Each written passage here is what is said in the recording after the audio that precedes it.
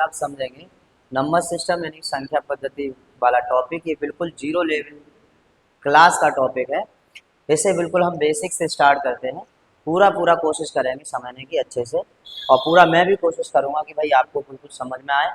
तो ध्यान से समझेंगे और देखेंगे। यहाँ पर ये स्टूडेंट कहते हैं कि सर वास्तविक संख्या या भाज्य संख्या या भाज्य संख्या क्या होती हैं, उनसे रिलेटेड सबसे छोटी सम संख्या, सबसे छोटी अभाज्य संख्या, सबसे छोटी भाज्य संख्या क्या होती है, और सहभाज्य संख्याएं क्या होती है। तो इन टोटल संख्याओं को, जितने भी संख्या पद्धति से रिलेटेड संख्याएं, उनको अच्छे से आप समझने की कोशिश करोगे। देखो ध्यान से, बिल्कुल छोटा सा टॉपिक है और जीरो लेवल का ये टॉपिक है, नंबर सिस्टम। तो सबसे पहला पॉइंट है भाई संख्या पद्धति। संख्या पद्धति में पहला पॉइंट है हमारा प्राकृतिक संख्याएं। प्राकृतिक संख्याएं,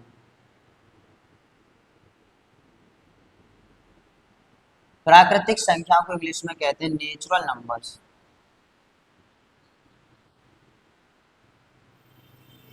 नेचुरल नंबर्स।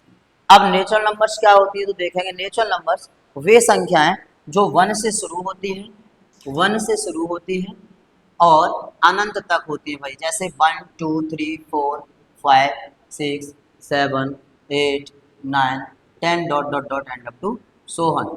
ये सभी प्रकार की संख्याएं प्राकृतिक संख्याएं होती हैं, और उनको आप सिंपली बोल सकते हैं। सब प्राकृतिक संख्याएं वे संख्याएं जो 1 से शुरू होती हैं और अनंत तक होती हैं। जैसे 1 2 3 4 5 6 dot dot and up to so on. यहाँ से सबसे छोटी संख्या की बात की जाए तो सबसे छोटी प्राकृतिक संख्या, आपसे कोई पूछे कि भाई सबसे छोटी प्राकृतिक संख्या कौन सी होती है, तो सबसे छोटी प्राकृतिक संख्या पूछे आपसे तो आप बताएंगे 1। सबसे छोटी प्राकृतिक संख्या कितनी होती है? 1 होती है। नेक्स्ट हम देखेंगे यहाँ पर नंबर 2, पूर्ण संख्याएं। पूर्ण संख्या मतलब होल नंबर्स।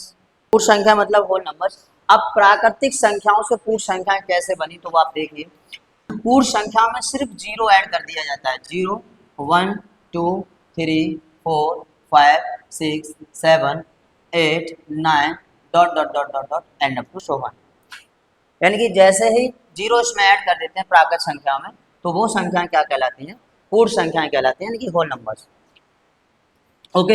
अगर सबसे छोटी पूर्ण संख्या कोई आपसे पूछे तो सबसे छोटी पूर्ण संख्या कितनी होती है भाई? 0 होती है।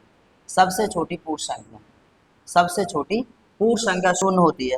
उसके बाद नंबर 3 पूर्णांक को देख लेते हैं बेटा। पूर्णांक क्या होते हैं? पूर्णांक यानी इंटीजर्स। इंटीजर्स को देखेंगे। इंटीजर्स क्या होते हैं? पूर्णांक।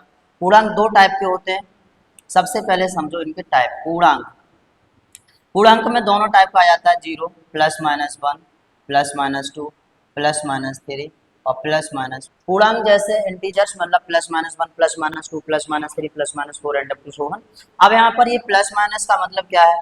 तो पूर्णांक याद रखोगे सभी बच्चे, 2 टाइप के होते हैं। नंबर 1 धनात्मक पूर्णांक और नंबर 2 ऋणात्मक पूर्णांक, यानी कि पॉजिटिव इंटीजर्स और नेगेटिव इंटीजर्स। अब भाई पॉजिटिव इंटीजर्स क्या होते हैं तो देखो, 0 +1 +2 +3 +4 dot dot dot and up to so on. Negative integers 0 -1 -2 -3 -4 dot dot and up to so on. भाई बिल्कुल छोटा सा कॉन्सेप्ट है, बिल्कुल बेसिक क्लास है जीरो लेवल की। अच्छे से आप समझने की कोशिश करेंगे और इसे हम पूरा कंप्लीट करेंगे आज। तो नेक्स्ट पॉइंट हम समझेंगे, इससे आगे चौथा नंबर समझेंगे सम संख्याएं। नेक्स्ट पॉइंट नंबर 4, सम संख्याएं। भाई देखोगे सम संख्याएं किसे कहते हैं? सम संख्या यानी इवन नंबर्स। इवन नंबर्स तो समझिए, इवन नंबर्स क्या होते हैं? वे संख्याएं जिनको या जो 2 से पूर्ण विभाजित हो जाती हैं, उन सभी संख्याओं को क्या कहते हैं? सम संख्या कहते हैं। अगर हम इजीली सिंपल वे में से समझें तो वे संख्याएं जिनके 2-2 के जोड़े बन जाते हैं, जो जोड़े में होती हैं, जो सीधी सी बात है जोड़े में होती है भाई, जो जोड़े में होती है वो सम संख्याएं कहलाती हैं। एक सिंपल सा शब्द, जो जोड़े में होती है वो सम संख्या कहलाती है। जैसे 2 4 6 8 ये सब जोड़े में है तो ये सब सम संख्याएं कहलाएंगी। अर्थात इसकी डेफिनेशन अगर हम लिखना चाहें तो डेफिनेशन कुछ ये हो जाएगी, वे संख्याएं जो 2 से पूर्ण विभाजित हो जाती हैं उन्हें सम संख्याएं कहते हैं। जैसे एग्जाम्पल के तौर पर हम आपको बताएं 2 4 6 8 10 12 dot dot dot and up to so on, यानी अनंत तक। अनंत तक ऐसी संख्याएं जो दो से पूर्ण विभाजित हो रही हैं उन्हें हम सम संख्याएं कहेंगे। अगर आपसे कोई पूछता है सबसे छोटी सम संख्या बताइए, तो सबसे छोटी सम संख्या थोड़ा अलग से है, थोड़ा ध्यान से समझोगे।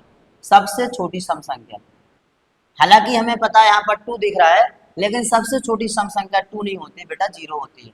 याद रखना सबसे छोटी सम संख्या 0 होती है, क्योंकि 0 ना तो हमें जोड़े से दिख रहा है और ना हम यहाँ पर 0 को, अगर हम देखें कि भाई 0 में 2 का भाग दें, 0 में 2 का भाग दें तो भी कितना आएगा, 0 ही आएगा। यानी कि 2 से ये पूरा पूरा ये भी विभाजित हो रहा है, तो इसका मतलब है सबसे छोटी सम संख्या को हम क्या कहेंगे, 0 कहेंगे। 0 यहाँ पर लिखते नहीं है क्योंकि 2 से स्टार्ट इसलिए करते हैं, सभी संख्याओं में हम 2 का भाग दे रहे हैं, सभी संख्या में 2 का भाग दे रहे हैं और ये देख रहे हैं कि पूरा पूरा कट रहा है, पूर्ण संख्या मतलब पूर्ण विभाजित हो रही है, तो वो सम संख्या है। लेकिन ये याद रखना कि सबसे छोटी सम संख्या अगर पूछी जाती है तो कितनी होती है, 0 होती है। नेक्स्ट देखेंगे नंबर 5, विषम संख्याएं, ऑड नंबर्स। तो वे संख्याएं जो दो से पूर्ण विभाजित नहीं होती हैं उन्हें विषम संख्या कहते हैं। सिर्फ सम संख्याओं का बिल्कुल उल्टा, सम संख्याओं का बिल्कुल उल्टा आप बोलोगे तो क्या हो जाती है, विषम संख्याएं। तो वे संख्याएं जो 2 से पूर्ण विभाजित नहीं होती है उन्हें विषम संख्याएं कहते हैं, जैसे 1, 3, 5, 7 और 9, 11 ऐसे करके जितनी भी एंड अप टू सोहन तक सम संख्याएं, वो सॉरी संख्याएं, वो सभी विषम संख्याएं कहलाएंगी। 1, 3, 5, 6, 7 ये टोटल संख्याएं विषम संख्या कहलाएंगी। नेक्स्ट 6 नंबर में हम समझेंगे भाई यहाँ पर सम संख्याओं के बाद कुछ और संख्याएं, जैसे सबसे पहले अभाज्य संख्या, प्राइम नंबर्स। अभाज्य संख्या, तो अभाज्य संख्याएं वे संख्याएं जो स्वयं से विभाजित होती हैं उन्हें हम अभाज्य संख्याएं कहते हैं। तो सिंपल सी परिभाषा, वे संख्याएं जो स्वयं से विभाजित होती हैं उन्हें भाई हम अभाज्य संख्याएं कहते हैं। जैसे एग्जाम्पल में समझें तो जैसे 2, 3, 5, 7, 11, 13 ऐसे करके dot dot dot and up to so on तक जितनी भी संख्याएं स्वयं से डिवाइड होगी उन्हें हम सभी को अभाज्य संख्याएं कहेंगे। अगर सबसे छोटी अभाज्य संख्या पूछी जाती है तो सबसे छोटी अभाज्य संख्या कौन सी है, इसमें 2 है। सबसे छोटी अभाज्य संख्या 2 है, ये जल्दी से नोट करिए, फिर आगे और बताते हैं। अब हम पॉइंट देखेंगे बेटा जी, पॉइंट नंबर 7। अभी हमने देखा था कि अभाज्य संख्याएं किसे कहते हैं, तो वे संख्याएं जो स्वयं से पूर्ण विभाजित हो जाती हैं उन्हें अभाज्य संख्याएं कहते हैं, प्राइम नंबर्स कहते हैं। अब नेक्स्ट देखेंगे भाई भाज्य संख्याएं यानी डिवाइजिबल नंबर्स। भाज्य संख्याओं को समझोगे तो वे संख्याएं जो स्वयं के अतिरिक्त किसी अन्य संख्या से भी विभाजित हो जाती हैं तो उन संख्याओं को हम भाज्य संख्याएं कहते हैं। परिभाषा आप लिख सकते हैं, वे संख्याएं जो स्वयं के अतिरिक्त किसी अन्य संख्या से भी विभाजित हो जाएं तो उन्हें भाज्य संख्याएं कहते हैं। जैसे एग्जाम्पल में समझोगे 2, 4 स्वयं से तो होंगी और भाई किसी दूसरे से भी हो जाएंगे विभाजित, 6, 8, 9 ये ऐसी संख्याएं जो भाज्य संख्याएं, ये ऐसी संख्याएं जो भाज्य संख्याएं जो स्वयं से भी विभाजित हो रही हैं और किसी दूसरी संख्या से भी विभाजित हो रही हैं। अब नेक्स्ट पॉइंट हम देखेंगे यहाँ पर परिमेय संख्याएं, नंबर 8। हाँ, परिमेय संख्याओं से पहले एक पॉइंट और है, वो और आप समझ लीजिए। परिमेय संख्याओं से पहले आरोही क्रम, ये छोटी छोटी बातें बिल्कुल बेसिक क्लास है, ध्यान से समझने की कोशिश करना। आरोही क्रम यानी एस्केंडिंग ऑर्डर। आरोही क्रम याद रखना कैसा क्रम होता है भाई, बढ़ता क्रम होता है, बढ़ता क्रम। नंबर 9 नेक्स्ट देखेंगे अवरोही क्रम। अच्छा, जैसे एग्जाम्पल और इसमें देख लेते हैं आरोही क्रम में। जैसे एग्जाम्पल में अगर मेरे पास कोई आंकड़े दिए हैं, एग्जाम्पल अगर आंकड़े दिए हैं 1, 5, 6, 0, 2, 3, 4 कुछ इस तरह से हमें आंकड़े दिए हैं। अब इन आंकड़ों को हमें आरोही क्रम में लगाना है। अब इन आंकड़ों को हमें आरोही क्रम में लगाना है, तो आरोही क्रम में हम कैसे लगाएंगे देखिए। आरोही क्रम में सबसे पहले छोटा, फिर बड़ा, फिर बड़ा, फिर बड़ा और फिर बड़ा और फिर बड़ा, ये भाई हमने आरोही क्रम में लगा दिया। ये होता है आरोही क्रम। अब नेक्स्ट हम देखेंगे अवरोही क्रम। अवरोही क्रम यानी कि डिसेंडिंग ऑर्डर, ये होता है आपका घटता हुआ क्रम।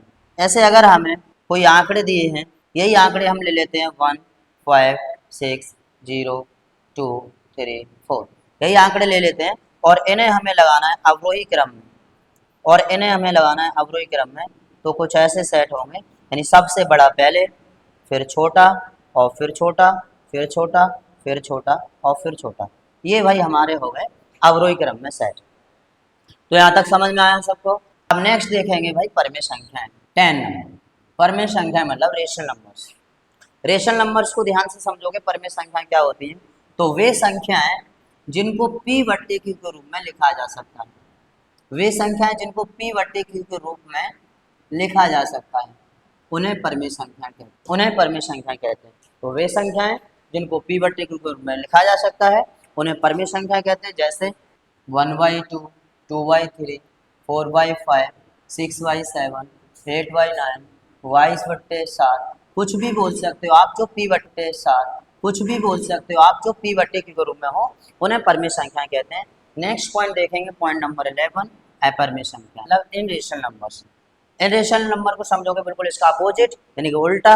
वे संख्याएं जिनको p/q के रूप में नहीं लिखा जा सकता है, यहाँ पर लिखा जा सकता है लेकिन यहाँ पर नहीं, तो वे संख्याएं जिनको p/q के रूप में नहीं लिखा जा सकता है, के रूप में नहीं लिखा जा सकता है, उन्हें अपरमेय संख्या कहते हैं। जैसे √3 या √2, कुछ भी बोल सकते हैं, 205, 1 + 207, 1/7, और √x, 2 + √3√x, पाई, 2 पाई, आदि संख्याएं ऐसी होती हैं जिनको हम p/q के रूप में नहीं लिख सकते, उन्हें हम कहते हैं अपरमेय संख्या।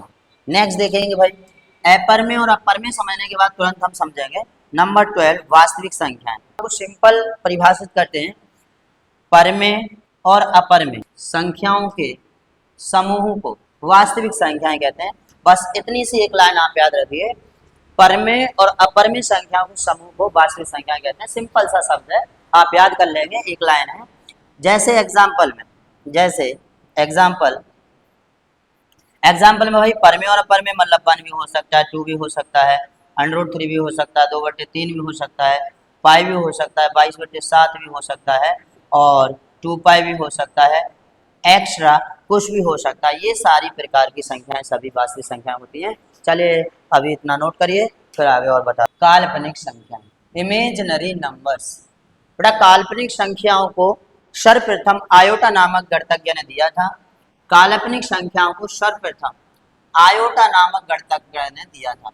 आयोटा नामक गणतज्ञ ने बताया था कि भाई काल्पनिक संख्याएं क्या होती हैं। काल्पनिक संख्याओं के बारे में आयोटा नामक साइंटिस्ट ने, गणतज्ञ ने बताया था। तो देखोगे यहाँ पर काल्पनिक संख्या क्या होती है।